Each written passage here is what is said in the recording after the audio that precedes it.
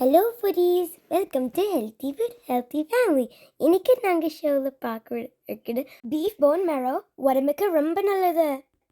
எங்கள் ஃபேமிலியோட favourite dish இதுதான். எங்கள் அப்பா கறிக்கு போனார்னா போன்ஸ் இருந்ததுன்னா வாங்கி கொடுத்துட்டு எங்களுக்கு சமைச்சு கொடுப்பார். முதல்ல பீஃப் போன்ஸை நல்லா வாஷ் பண்ணி எடுத்துக்கணும். தேவையான அளவு சால்ட் அண்ட் பெப்பர் போட்டு சீசன் பண்ணிக்கணும்.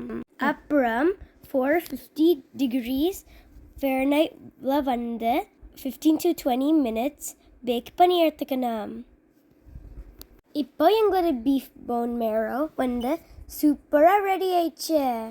ஒரு வழியாக குக்கான இந்த பீஃப் மேரோலேருந்து ஆயில் மாதிரி பிரிஞ்சு வந்திருக்கிற இது தான் வந்து பீஃப் தாலோன்னு சொல்லுவோம். இதை வந்து ஒரு கண்டெய்னரில் நம்ம சேவ் பண்ணி வச்சுட்டு என்ன சமைச்சாலும் அதில் வந்து ஒரு ஸ்பூன் அளவு எடுத்து நம்ம சமைச்சிட்டு வந்தோம்னா டேஸ்ட்டும் ரொம்பவே நல்லாயிருக்கும் எந்த சமையலாக இருந்தாலும். அண்ட் வந்து உடம்புக்குமே ரொம்ப நல்லது. நம்ம சைனீஸ், ஜாப்பனீஸ் அப்புறம் கொரியன்ஸ்லாம் பார்க்கும்போது அவங்க ஸ்கின்னே வந்து ஒரு மிதமான ஒரு பொலிவோடு இருக்கும் இல்லையா? அதுக்கு காரணம் அவங்க யூஸ் பண்ணுற ஃபேர்னஸ் க்ரீமோ இல்லை லோஷன்ஸோ கிடையாது. அதோட ரகசியமே இதுதான். ஏன்னா இந்த தேலோவில் இருக்கிற நியூட்ரியன்ஸ் தான் வந்து அவங்களோட ஸ்கின், ஹேர், நெயில்ஸை வந்து பட்டு போல் வச்சுக்கிறதுக்கு காரணமே. ஏன்னா அவங்களோட அன்றாட ஃபுட்டில் எப்போவுமே தேலோ சேர்த்து தான் சமைப்பாங்க. இப்போ நம்ம செஞ்சிட்ருக்கிறது என்னன்னு பார்த்தீங்கன்னா, ஒரு 2-3 போன்ஸ்லேருந்து மேரோவை மட்டும் கலெக்ட் பண்ணி ஒரு பிளெண்டரில் தேவையான அளவு கொஞ்சம் நம்மளுக்கு எவ்வளோ பட்டர் வேணுமோ எடுத்துகிட்டு அது ரெண்டுத்தையும் நல்லா பிளெண்ட் பண்ணி எடுத்துக்க போகிறோம். பிளெண்ட் பண்ணுறது இது கூட வந்து நீங்கள் சால்ட் அண்ட் பெப்பரோ இல்லை உங்களுக்கு வேறு எதனா ஸ்பைஸ் வேணுனாலும் சேர்த்துக்கலாம், இல்லை ஹர்ப்ஸ் வேணுனாலும் சேர்த்துக்கலாம்.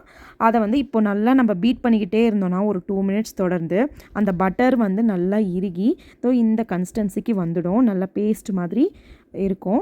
இது பேர் தான் வந்து மேரோ பட்டர்னு சொல்லுவாங்க. உங்களுக்கு டோஸ்ட்டில் இது தடவி சாப்பிட ரொம்பவே நல்லா இருக்கும். ஸோ டோஸ்ட்டில் இது தடவி சாப்பிட்டுட்டு தேவையான அளவு இப்போது ஃப்ரிட்ஜ்லேயோ ஃப்ரீசர்லையோ நீங்கள் எடுத்து வச்சுட்டு எப்போ தேவையோ அப்போ வந்து நீங்கள் எடுத்து பயன்படுத்திக்கலாம். இந்த பீஃப் போன் மேரோவில் நிறைய நியூட்ரியன்ஸ் அண்ட் ஹெல்த் பெனிஃபிட்ஸ் நிறையவே இருக்குது. ஆனால் எந்த அளவுக்கு இதில் நியூட்ரியன்ஸ் இருக்குதோ அதே அளவுக்கு ஃபுல் அண்ட் ஃபுல் ஃபேட்டும் அதிகம் இதில். ஸோ அதனால் இதை நம்ம ரெகுலராக எடுத்துக்கக்கூடாது, மாடரேஷனாக தான் எடுத்துக்கணும். மந்த்லி ஒன்ஸோ இல்லை ட்வைஸோ அந்த மாதிரி எடுத்துக்கிட்டால் தப்பே கிடையாது.